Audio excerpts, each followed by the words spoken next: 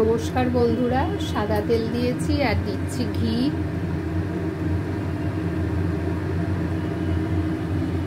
ঘি দিলাম, এবারে দিচ্ছি ফোড়ন।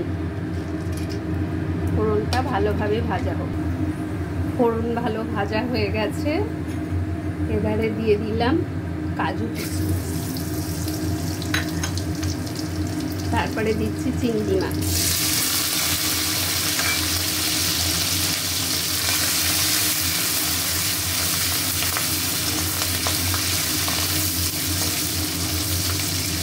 ভাজাই আছে, এবারে দিচ্ছি সবজি।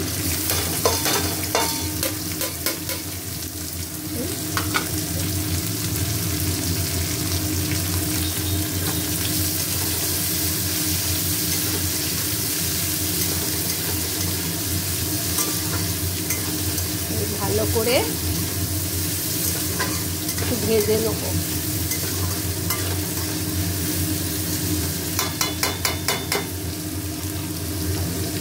এবারে দিচ্ছি চাল।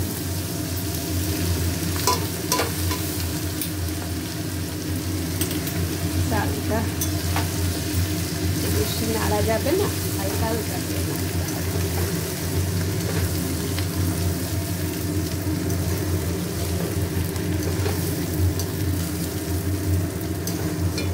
চালটা ভালো করে ভেজে নেব।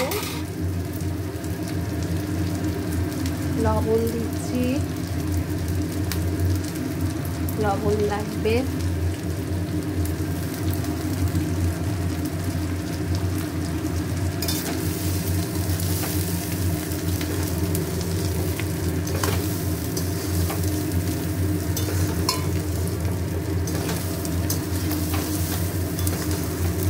ভালো করে চালটাকে ভাজতে হবে। বন্ধুরা, খুব ভালোভাবে ভাজা হয়ে গেছে, দেখুন চেঞ্জ হয়ে গেছে রংটা।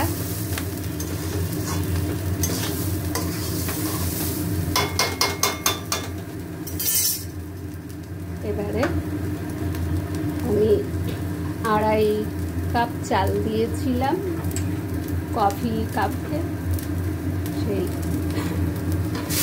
গরম জলটা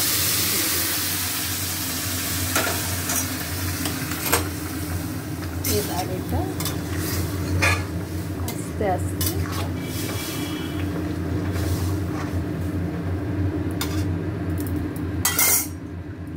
একটুখানি সামান্য দিচ্ছি গোলাপ জল আর দেব চিনি।